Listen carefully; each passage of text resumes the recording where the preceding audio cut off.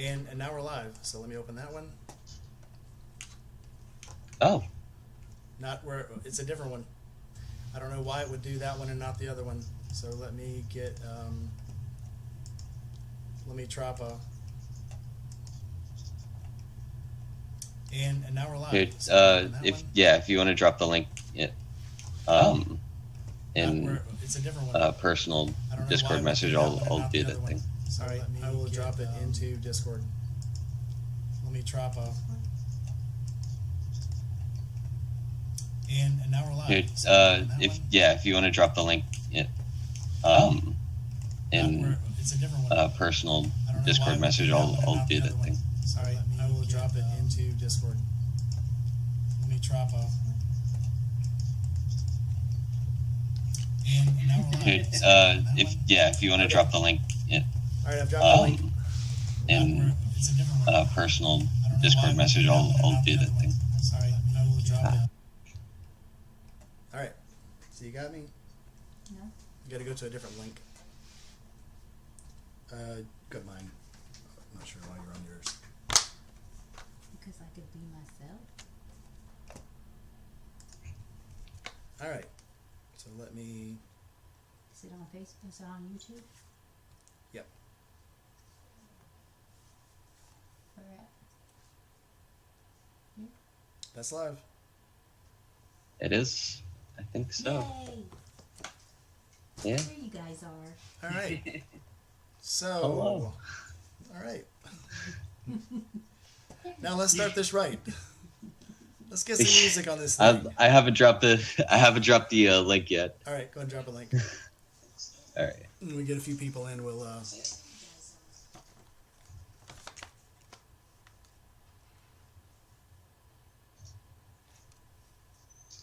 Yeah, that's crazy.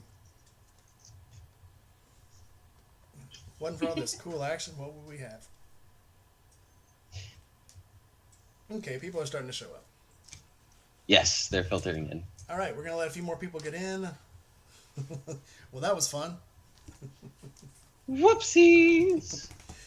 Well, whatever I did, I don't know what I did, but I'm going to take a better look at it last time. I am wondering, I'm wondering if it's something I didn't click, because yesterday even, I didn't click the children not in this video button, and I wonder if that's what it did when I set up the original stream. It may have just locked it out until I went back to click it and won't let me communicate. So, all right, we got 12 people in here, so let's start this off right. Let's get some music going.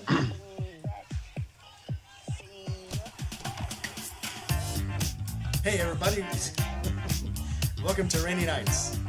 Tonight, my guest is Spaceman Spiff. Spaceman Spiff. All right, so tell us a little bit about yourself. Where are you from, and what do you ride?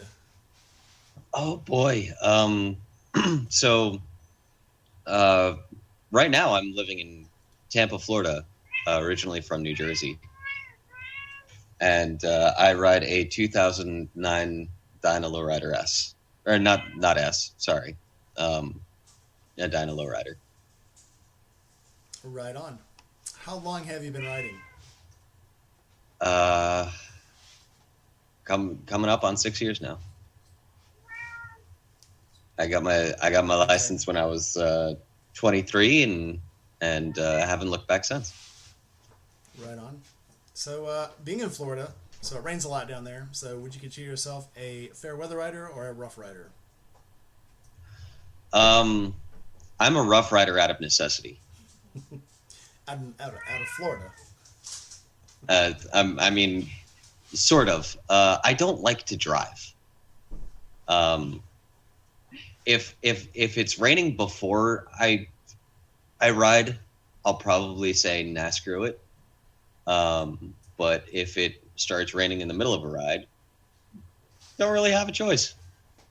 Yeah. I also really don't like cars, so if I given the choice between the two, I'll probably take the bike over the car anyway. I think once you get used to riding a bike, your field of vision is 270 degrees at all times, and then once you get into a car, it's like you have way too many things sticking up in front of you, and the ride's just not the same. I feel like every little, window bracket and every little door bracket is hiding something from me that I could possibly hit.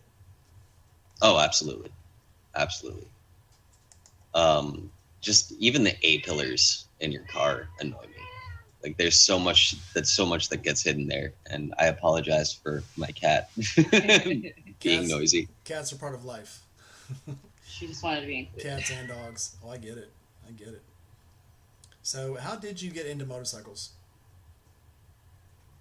Uh, so when I was really young, my dad told me stories about him and my uncle going off on little adventures, and I think the story that stuck with me from all that was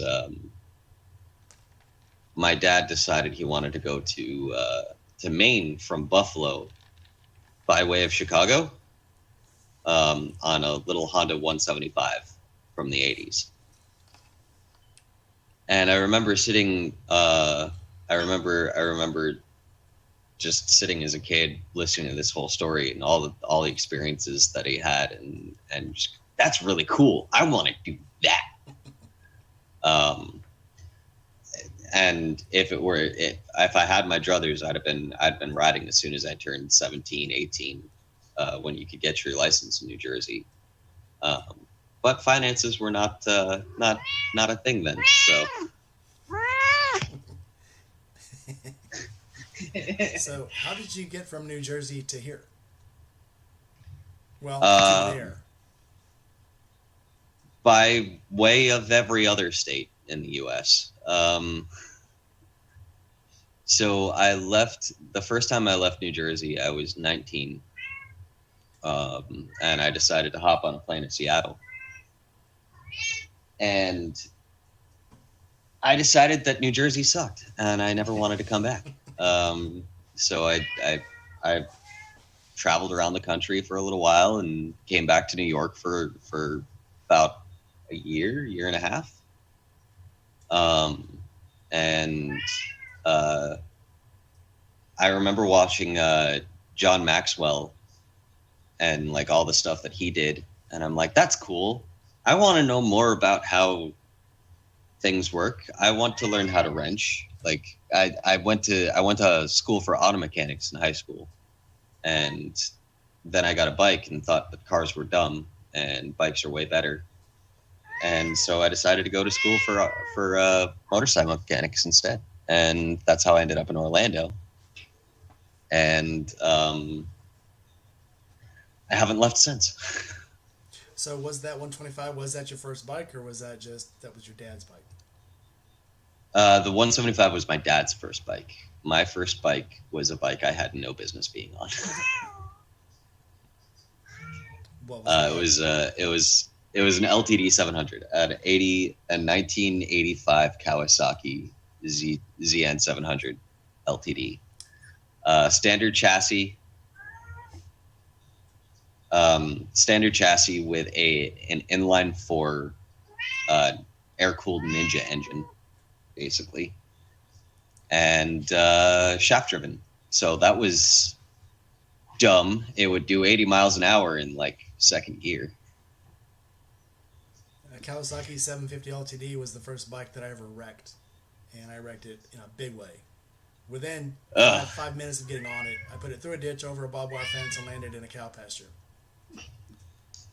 So I feel that. Yeah, yikes! I wrecked that bike in about 2 months. Well, you did well. I did better than most people with, big bikes. I mean, it certainly wasn't small, not especially for an inline 4. That's a big bike. But I made it longer than I thought I would. Like looking back, I should have done the dumb sooner. So Aaron's asking, so that's a fast bike? Yeah. Well, Aaron. It's faster than a Rebel. So yeah. is not slow. It's not going to be as fast as like a ZN, like a ZX6 or anything, but it's it hauls. It hauls a lot more than a beginner should. So I guess I can ask, who inspires you to ride? It's my dad and my uncle mostly, but I think like from the beginning it was definitely them. But overall, I'd have to say just I saw it in media. I saw bikes everywhere, and I thought they were just awesome. So kind of the world at large. Okay. So Zan's asking, is anybody else having problems hearing me? Can anybody hear me okay?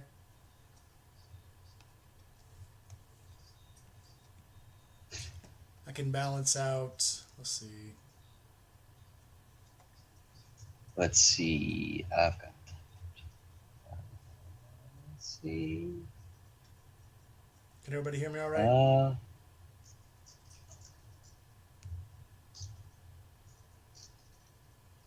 right. I think everybody else can hear me okay. So. Yeah. Sorry, Zan. You're the only one, maybe. I don't know. Zan, if you're having problems hearing me because this is the way this is set up, one of us might come out one ear, the other might come out the other ear, so that might be where you're having some problems if you only have maybe one headset on or something, or if you're on a single channel.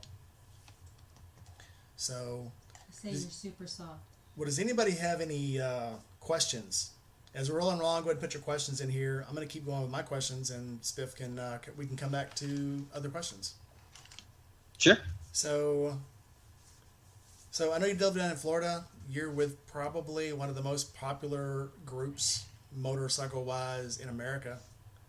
So, would you rather solo ride or ride with a group?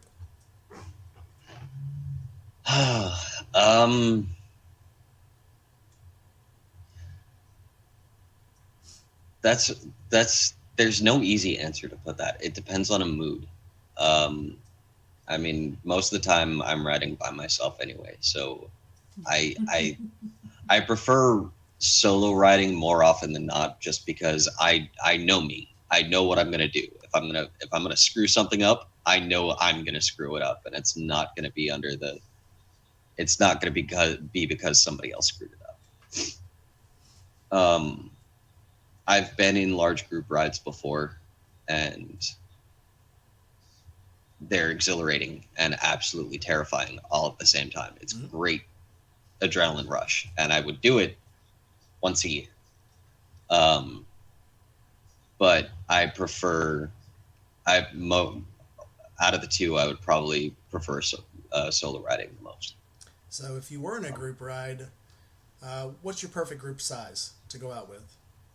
Let's say if you're going down to Riverside. Okay, so like if we're going down to like River's Edge, I would prefer 5 people, not including myself, 5 other people. On the outside, 10 people total would be probably the max that I would be kind of okay with getting kind of loose and feeling the road. I get it. There's the fewer the people, the less likely something is to go wrong. And the less unless likely you break like a belt. to lose somebody. Yeah. All right. What is your favorite moto meetup? We're gonna play like we don't know, but for the fans. It's definitely Forgotten Angels, hands down, without a doubt. I've been to a few. I've been to some bike nights. I've never been to like Bike Week in Daytona. I've never been to Sturgis. I don't care about either of those. I don't care about those things. They're not. It's a big circle jerk anymore, is what those are. You know, vendors. It's nothing but a business opportunity for people. There's no sense of camaraderie. I would say that I probably know like a good 85% of the people that show up there, at least by face, if not by name. and there's a sense of familiarity and like a familial bond there. So it's got to be Forgotten Angels. We were talking the other night in one of the chats that I've gone to other bike meetups before. I've gone to the Honda Hoot. I've gone to some other events, motorcycle wise. You get there, you might meet one person, you might say hi to 10 people, and then you're leaving the next day, and you literally have made no friends. You may have made one. When you go to Forgotten Angels, if you bump into somebody, that's going to be a friend. Anybody you bump into and start talking to, you just made a friend. Somebody you walk over to and they hand you a beer, you just made a friend. And so it is the most intimate, and bikers don't like to use that word, but they act on it all the time, whether they want to say it or not. That is one of the most intimate meetings and group meetups that I've ever been to, and I love it. Absolutely, it's like home. Dave and Cindy are amazing people. Dave and Cindy are amazing people. We got a lot of amazing people in the audience right now. So this one guy, he's from Texas, out near Waco. He wants to know what made you choose the Dyna, and can you name one standout feature about it that makes you prefer it? Oh man, oh I could. You know me very well, sir. I could talk at length about the Dyna. That could be an entire episode. So I chose the Dyna. Believe it or not, one of the things that turned me on to the Dyna. For the longest time I was so against Harley Davidson. Oh, they're overpriced. They break a lot. They leak. Blah blah blah.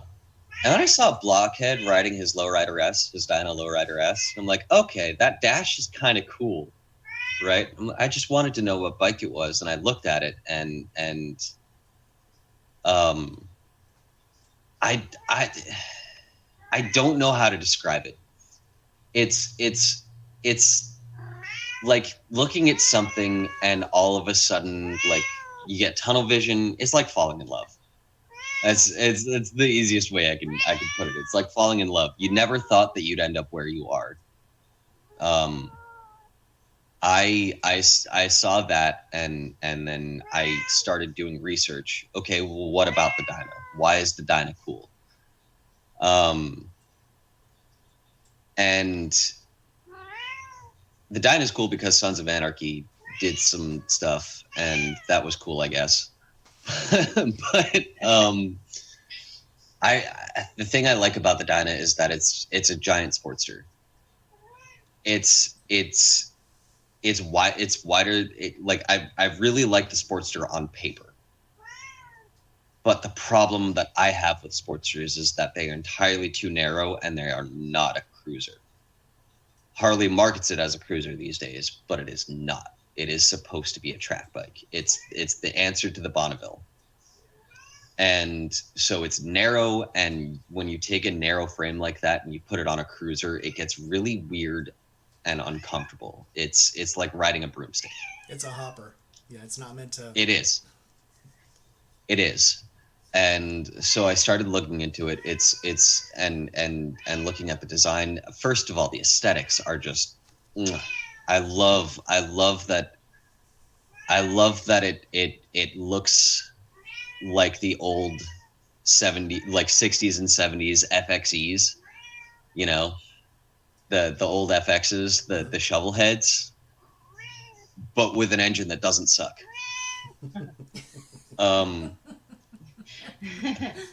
You know, I don't like shovel heads. Guys, I don't like shovel heads at all. Oh my god.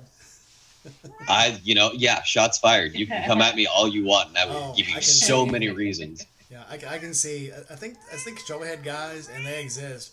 I think it's because they put so much time and energy and effort into getting them perfect. It becomes a religion. It becomes a religion that you have to pray at 3 times a day. And once you get that deep into something, you either have to love it or trash it. And I think people just get into it. I mean, and I will admit, I see the appeal. Yeah, something you put your hands into that often, and you get to know. As soon as it makes this funny noise, you know what it is. As soon as it makes that weird hum, you know what it is. And I think that's the draw to a lot of these bikes that are very hard to take care of. Yes, that becomes your bike.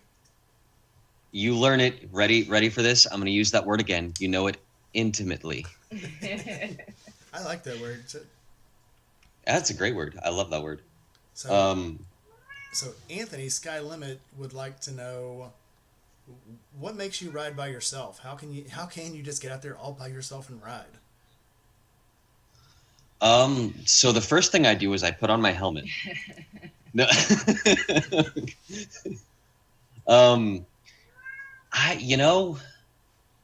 I don't sit still very well. I fidget. I get attacked by a cat. And I get bored. I get bored if I just sit and do nothing. And it just doesn't. I get antsy, and as soon as I get on the bike and I don't even need somewhere to go. Like if a destination is an excuse, just throw a dart on a map somewhere and there you go. There's your destination. But I ride for most of the time. If I can, I just ride for the sake of riding. I don't even care where it is. Work, to go to the grocery store. It doesn't matter. I would rather ride on a rainy day than drive on a sunny one. So if how do I put this? I don't know exactly how to explain it or what it is. I'm an introverted dude. Like I have moments of being social. This one shakes her head at that. I know, because she's more introverted than I am. You've always been fiercely independent too. Yeah. Like a cat. I guess that's a word for it. I don't need somebody to tell me something, or I don't need a reason to do something other than I feel like it. It's just what I want to do. So I do it. I don't wait for other people. If I want to go do something, I go do it. Unless, of course, I'm specifically trying to arrange a group ride to go ride with my friends and hang out with people. But if it's a case of just, I want to go ride the bike today. Where do I go? West. See what I find. Me and Diana have jumped on the bike before and said, let's go somewhere, and not known where we were going. And ended up, and that, I think that's when you get the best interactions and you see the coolest things, because I've never been here before, and your alertness is on high, and you see everything when you do that. If you ride the same road every day, I try to take different ways to work when I go, because I want to see different things. So, and on the way home, well, I don't have to go straight home. It's only 12 miles. I can take the long way around and take the 40-mile home trip around the back of the highway. And I see so much stuff, and it's so exciting. But I was telling Tony the other day, he's like, where do you decide, how do you decide where to go? And I think it was Sky's Limit that was asking me. And I said, just go. Go until you don't feel like driving, or until you have to put gas in the bike, and then come back. I do a lot. I'll turn my GPS off and just take off somewhere, and when I get somewhere and, okay, I think I need to go home now, turn the GPS on, find out I've been riding 3 hours on back roads, and I'm only 30 minutes from home. I mean, that's some fun rides. Oh yeah. Those rides are awesome. Introduce that lady next to you. She is like the jelly to your peanut butter. She is the sweet one. I'm the smooth one. This is Charlene. This is my significant other. We've been together for. I'm gonna get buried tonight. Is what's gonna happen. If you don't hear from me by tomorrow, chocolate works. He's got a couple months to remember. I do. Almost 2 years. My favorite girl. Almost 2 years. Right on. My wife says that's her favorite girl. Did you hear that? I love you. I love singing with you. Yeah, she's a fit. She's my fit though. Yeah. So So barring all the big meetups, Forgotten Angels, and these group rides, what is the favorite single meetup where you said, we're going to go somewhere all together, we're going to go someplace and meet a bunch of people? What is your favorite of all? Do I what constitute? How many people constitutes the meetup? 5, 10. 5. A group that you knew was Okay. going to be somewhere, and you rode there, and they were there, and when you got there, your best buds were there. Okay. The tail of the gecko. Tail of the gecko. Tell us about The it. tail of the gecko. Okay, so it was there were a few of us. I think it ended up being like 20 people. So usually there's a Sunday ride. Hasn't happened a little bit because summer is awful in Florida and holiday stuff. But usually there's a Sunday ride, and we'll go out. We'll meet at the Dirty Shame, and somebody will either already have a ride planned, or it'll be like, hey, where do you guys feel like going? And at that particular moment, one of our buddies, Jake, good dude, he was like, I know this restaurant at the end of this road, and it was like a 2-hour ride. The closest thing that Florida has to any kind of twisties. And we just, it was all county roads, and it ended up, I can't remember the name of the place that we stopped at. But it was probably rolling 20 deep, and I had no commitments anywhere else. It was just, we're going to go to this place, and we're going to hang out, we're going to eat, we're going to have a few beers, and we're going to ride home. The destination didn't matter. It was the there's a spot up there with some nice riding, let's go. And that's probably the most memorable one. Also because somebody dropped their bike, which was an interesting time. She's okay. She handled it like a champ. She was totally awesome about it, and everybody was there like immediately. But between the two, that was probably the most memorable group ride thus far. Sounds fun. I hate living. It was a hoot. I wish I lived in Florida. I wish we lived in Florida and we could do all this stuff with you guys. This sounds amazing. I agree. Never too late. Yep, I'm a couple. I like the one A where we couple got caught years, in the rain. maybe. Couple years from that permanent military Couple years. paycheck, and I can definitely see getting out of here. There you go. So, what is the stupidest thing you have ever done on a motorcycle? Lane split on I-4. Okay, so this is mostly for Florida natives who know I-4. I-4 is a jungle. Actually, I wouldn't even say that. I-4 is a meat grinder. Everybody's got their heads up their own asses. Nobody's paying attention. Everybody's doing lane changes at 120 miles an hour and not using blinkers and not paying attention. And there was and in Florida, especially when there's a traffic jam across all 4 lanes, people like to try and jump into the lane that's moving the fastest, like in between like 2 cars that have maybe a car length and a half of distance between each other. And it gets a little scary. And I was riding from Tampa to Orlando to visit a friend,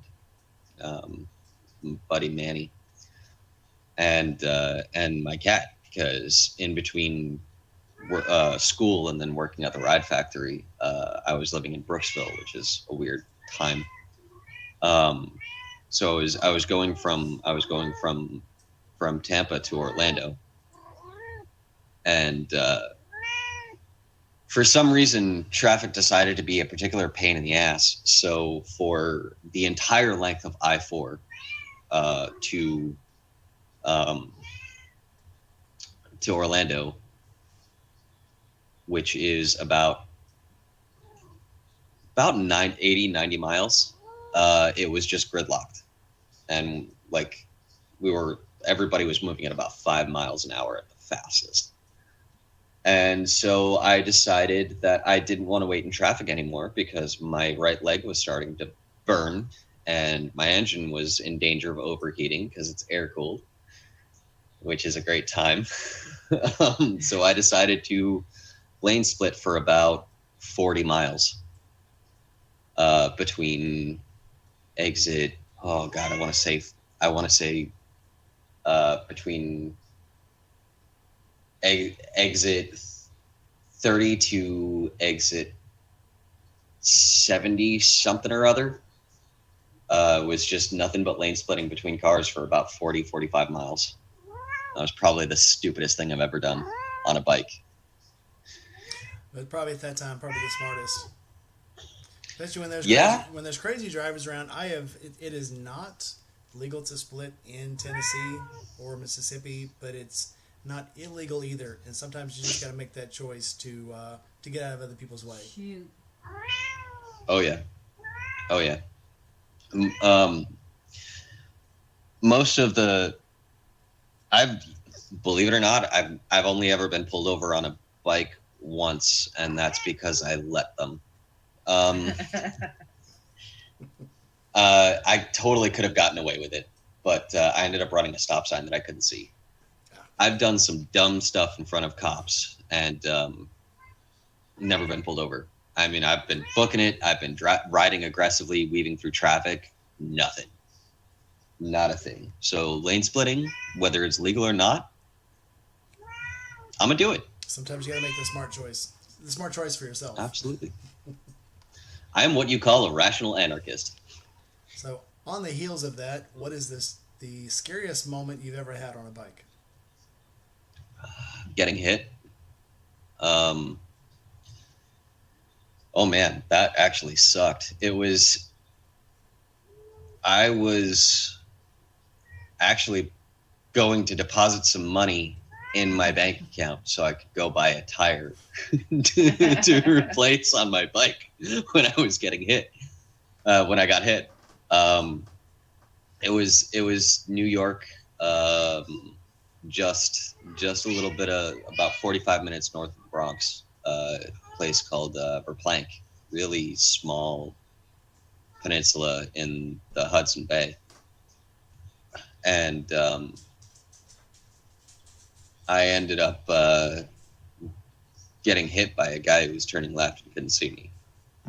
I will say that in all fairness to the dumb decision that driver made, the sun was behind me, but there was also a ton of traffic behind me too. So, I mean, while I'm smaller than a car and hidden by the sun, there's that you should have seen the car behind me too. But I remember him pulling out, and there was nothing I could do about it, and everything kind of like, it was slow motion, but also not. It's a weird, like adrenaline is a hell of a thing. I remember right before I hit, I don't know, maybe like half a second before I got hit, I remember thinking, I'm going to go over the hood of this car. It's going to be a time. And I was not wrong. After that, I think the scariest thing was the fact that my bike was still running. It was leaking gas, and there's no ignition switch per se. It had a key switch at one point, but I replaced it with a rocker. So I'm like, I gotta turn my bike off. And they're like, we'll do it for you. Sit down. I'm like, you don't know this bike. Move before we all explode. What bike was this? This was my Virago. I had a 1989 Virago 1100 that I turned into a pseudo cafe. It was a cafe racer up front and a bobber behind. Sounds It was a fun time. I love that bike. I miss that bike so much. It got totaled. I'm sorry to hear that. That is what it is. You live and I'm learn, glad you survived. grow.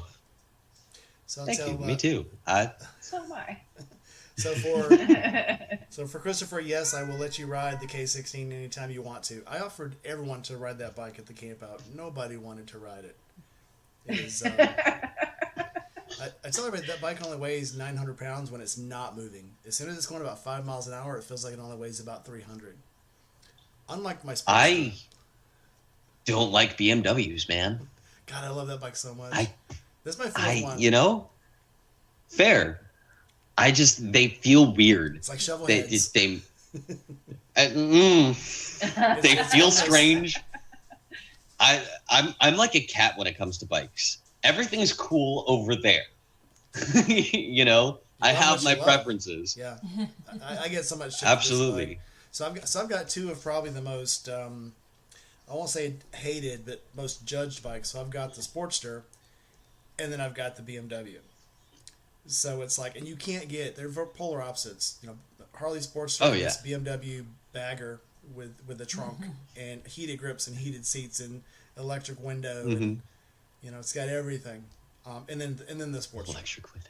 So it's just, But I mean, Absolutely. the only reason why the Sportster gets so much shit is because people are insecure.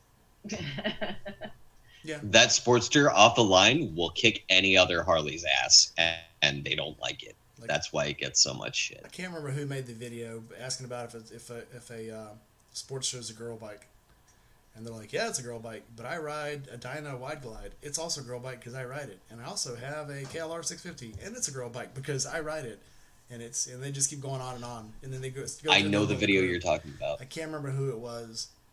Yes, I can. Yes, I can. I won't repeat it, but Fair. I think Sportsters are great bikes. I will say that it is one of the most reliable bikes that Harley has ever produced, and you can quote me on that, and I will die on that hill. It's not a cruiser. That's it. it's a very comfortable bike for 30 minutes. Yes, and you can make it comfortable.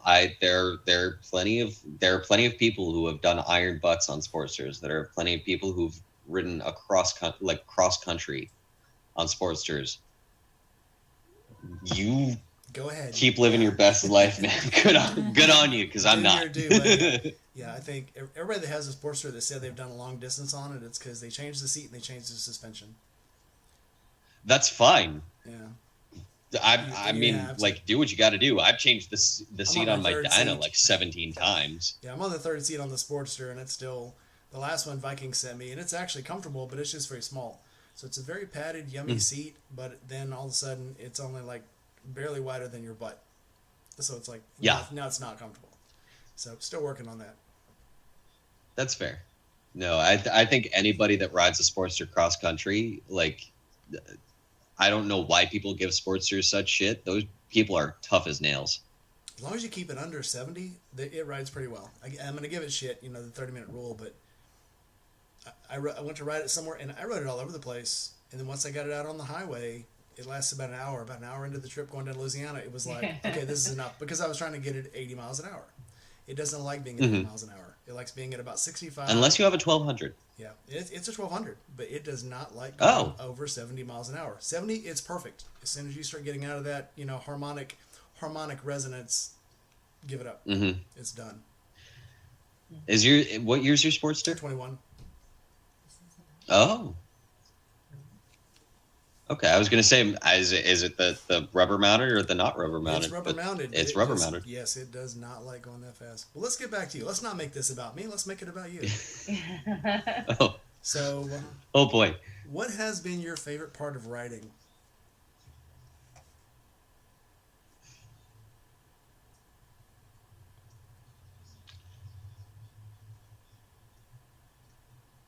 The ability to shut the world out. I'm an escapist. I'll admit it. I'll admit one of my biggest personality flaws. I am an escapist through and through.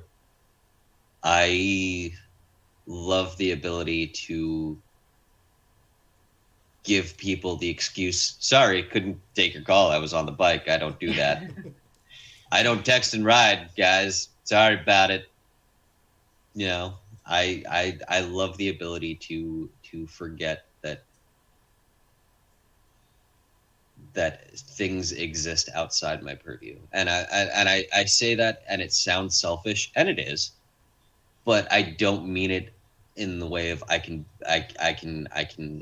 forget that people exist outside of myself. I mean it in a way that I can get in touch with the world that I see rather than the world that exists outside of, like thousands of miles away. Like this. Like I can get away from this.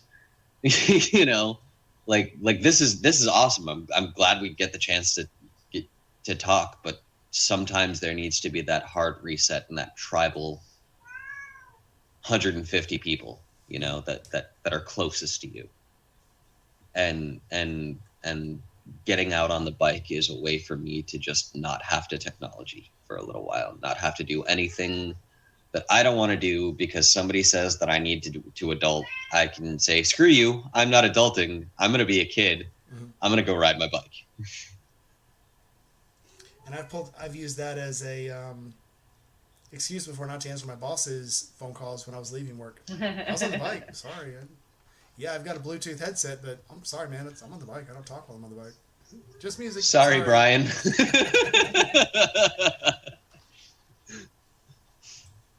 But yeah, I've done that too. Hey, what are you doing? I'm on the side of the road riding because you called and I thought it was, and you made it sound important. What do you want?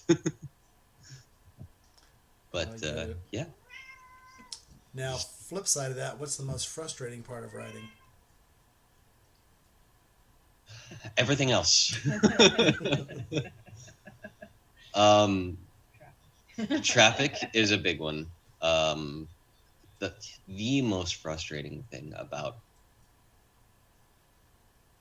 most frustrating thing about riding is people who don't.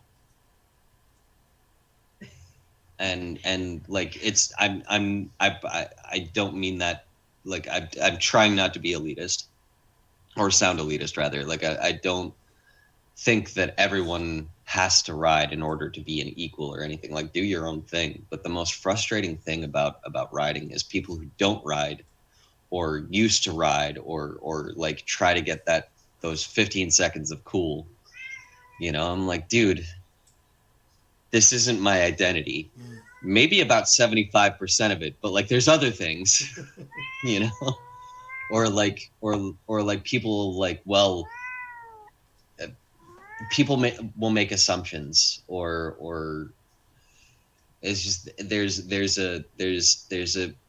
just they don't get it, and I'm not necessarily asking them to so much as just the willingness to accept that they won't get it. Agreed. Until they do it. That's the most frustrating thing I've ever run into about motorcycles is people who don't. Or the people that just started and think they do.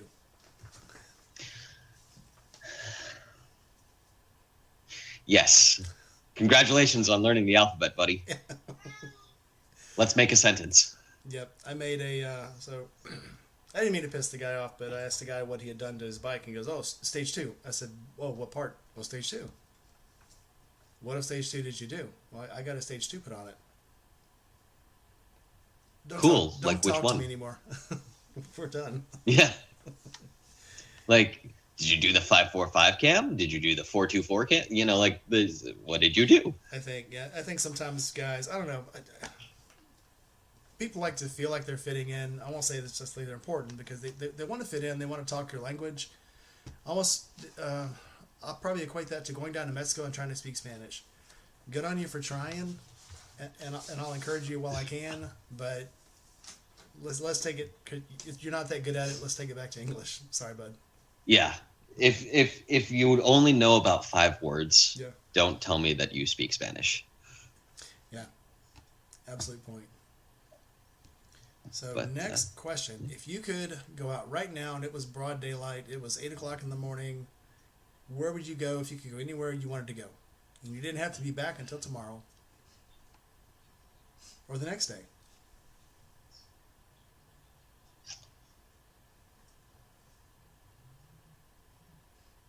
This is gonna sound weird. New York. If it was summer, if it was still summer out, New York. Yeah, I miss Chase too. Yeah. Yeah. Chase is definitely a factor. I miss the mountains sometimes. I get out here sometimes and it's so flat, and like the beach is cool and everything. But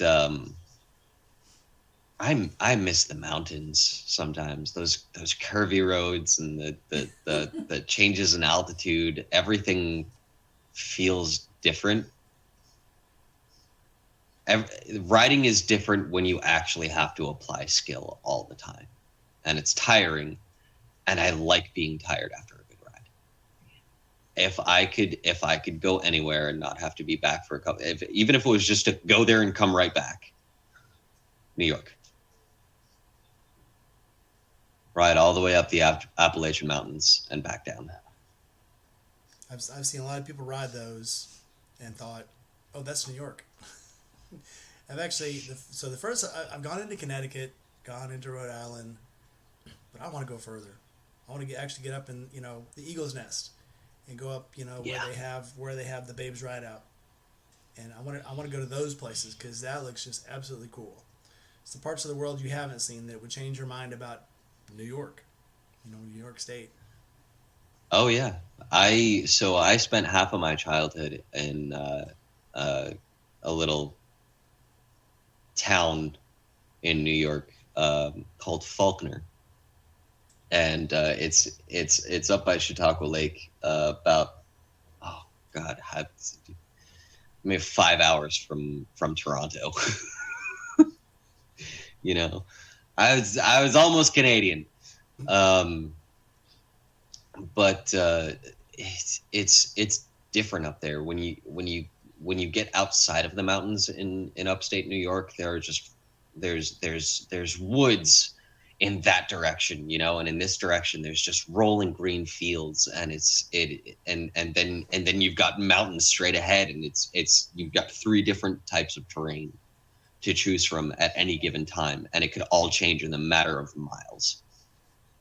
And and New York in the fall, upstate New York in the fall is gorgeous. I was riding through.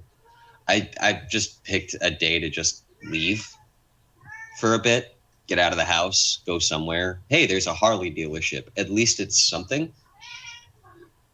And I ended up riding through, oh god, it had to be about 10 miles of just nothing but trees on that side, trees on this, and just woods on either side of the road. And it was fall, so these brilliant oranges, these dark and earthy browns, and these yellows and these reds, and they're just all oh my god, it was like riding through Rivendell. It was beautiful. It was absolutely gorgeous, and it was. I would love to see that again. That was the best part about leaving Texas was in Texas you either had green or brown. Yeah. And when you go north, you get all these crazy colors that they talk about on TV, but you're like, yeah, that's just TV. they must be using PictureScape. That's Picture Pro. They're doing effects, and then you get up here and it's like, this is crazy. A tree would be 5 different colors in the same week. Yeah. Yeah. Oh yeah.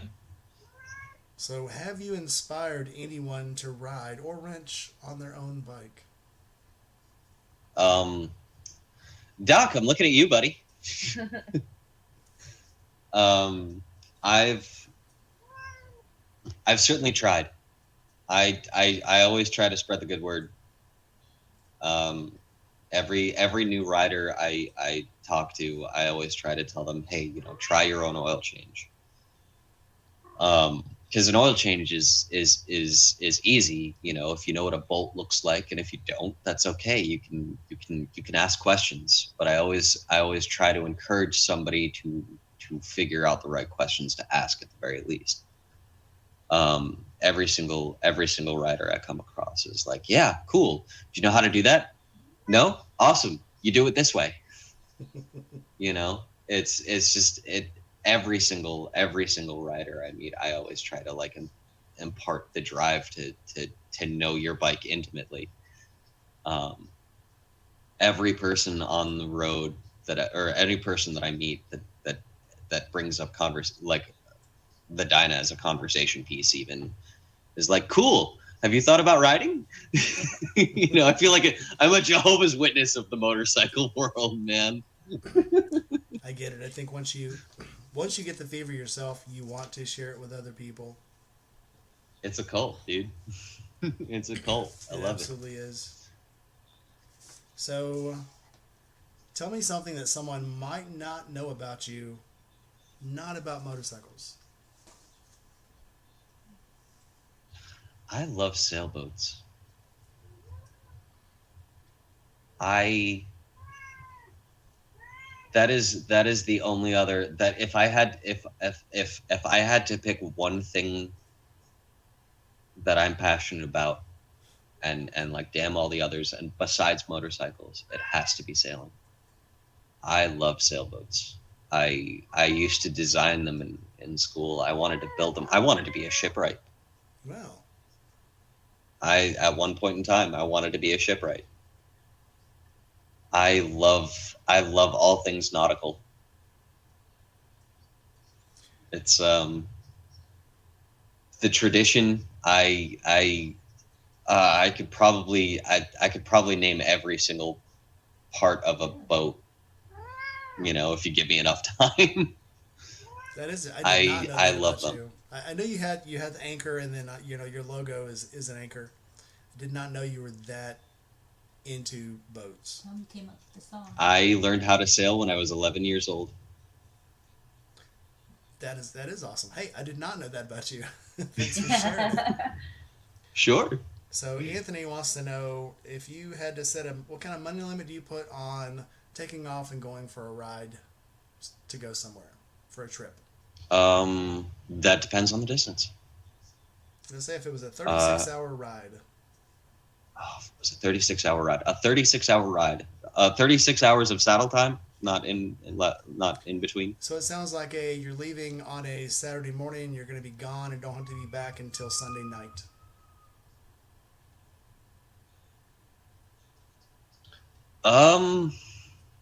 Well, probably say maybe about $50 for gas both ways. Say like the average cost of a meal is maybe about $10-15. I don't know. 150, $200 on the absolute most. For gas, food, lodging, if you don't want to if you don't want to sleep at a Motel 6, you're probably going to have to spend more or less if you decide to go camping. But probably on average, depending, which route you go, whether it's camping or a ritzy hotel, probably about $200 on average at the absolute most. I find I eat a lot less when I'm traveling because I don't want to stop. Yeah, same. Yeah, I don't eat that much. I don't like having a full stomach. I'll eat like maybe a breakfast sandwich and at the beginning of the day and some coffee. And then my lunch is usually a Cliff Bar and a Red Bull. And then for dinner, I'll probably have like a giant roast beef sandwich. Something easy that I don't have to think about, that's packed with protein and carbs and some vitamins. Yep. I usually, it's like, well, let's stop, let's have lunch. Well, let's just go get gas and go to the next place. Well, let's keep going to the next place. I can't remember what the old commercial is. I think it's an old BMW commercial. Sorry, where the guy's like, "Well, I can get dinner tomorrow," and then he gets back on the bike and just takes off again. So it's I feel like I might eat the hotel, and then we might stop for lunch and maybe get a soda and a pack of peanuts and split it, or a Twix and split it, and then take off again. Yeah. Because it's just no. I don't know, it just kind of takes over your senses. Absolutely. Oh man, I've so I'm a smoker, and I mean like I will if left alone to chain smoke, I will easily go through like a pack and a half a day if I have nothing better to do with my time. And I know when I start to get cranky and when I start to nick fit and I need a cigarette, I start to want to murder people. Um, I can ride a motorcycle for 5 hours without having to smoke. I won't even be grumpy. It's a weird thing. Yeah, I don't. it takes over all your senses. It just pushes everything else out. Yeah, I have found absolutely. myself before going, and I'm big on water. You know, it's the joke around the house is anytime somebody says something, I'm like, "How much water did you drink today? What, you got a headache? What, you cramp? What, you're sore? What? How much water did you drink?" And I'll get on the bike Yeah. and forget to drink water, forget to stop for water, and next thing I know, I'm putting my feet down and my legs won't hold myself up because I'm like, "Oh shit, I just Yep. got dehydrated." So yeah, Who need more potassium? yeah. All right, our final question from me, and then we'll see what the peanut gallery has. If you could tell a new Sure. rider one thing that you had learned the hard way, what would it be? Get out of your own way. Don't take everything everybody says with a grain of salt. Get out of your own way. If you want to do the thing, do the thing. It's easier said than done, I'm sure, and I know this because I've lived that life before. You know, I was a new rider. We were all new riders at one point. You know, and everything seems big and scary, and definitely do things within your skill limit. Don't get on a bike yesterday and try to drag a knee today. It doesn't work that way. But get out of your own way. If you want to go somewhere, do it. Don't wait until the perfect time or life's too short for that. I don't know if I'm gonna wake up tomorrow, you know? And I'm in reasonably good health, and you hear stories all the time of people just like passing away quietly in their sleep at 30 years old. You know? Don't wait until the end of the year to do that big trip, you know, like just get on the bike and ride into the sunset like like the cowboys of old, man. Do it. If you want it, grab it. Yeah, you haven't only done something once until you've done it, and then you've done it. Exactly. So let's see if we got some questions from the peanut gallery here. Aaron's worried about my hair. I'm not.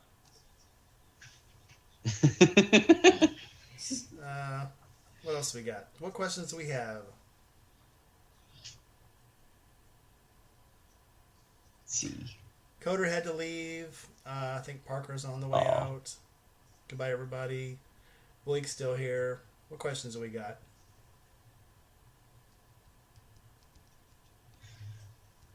Do the thing. I think we've hit our questions. I think so. So, We're well, done. I'd like to thank everybody for coming out. Hang on, let me get the. The music. I gotta get the music going. Hold on. Gotta get this porn star music going here. You mean I've been on the casting couch the entire time? It was your couch. Our first. All right, everybody. Thanks for coming out to our very first interview, and I probably had it with the best person I could have at first because he's someone that I dearly love, and we'll be seeing him very shortly. So, all right, guys. Make sure you leave a like, subscribe, comment, hit the bell. Music. Go over to Spiff's channel, check out his Instagram. You want to plug your Instagram? So on Instagram, the easiest way to find me is Spaceman Spiff, as Spaceman is one word. And my YouTube is Spiff McFluff. That's MCFLUFF. All right. Well, everybody, thanks for coming out. This will not be the last one, so all you guys out in the Peanut Gallery, when you come back for next weekend's, have your list of questions ready. I believe we're going to have a guest. I'll probably announce her tomorrow, but I think we're going to have Indigo Moto, so we'll see. All right, guys, until next time, keep the rubber side down. Be good.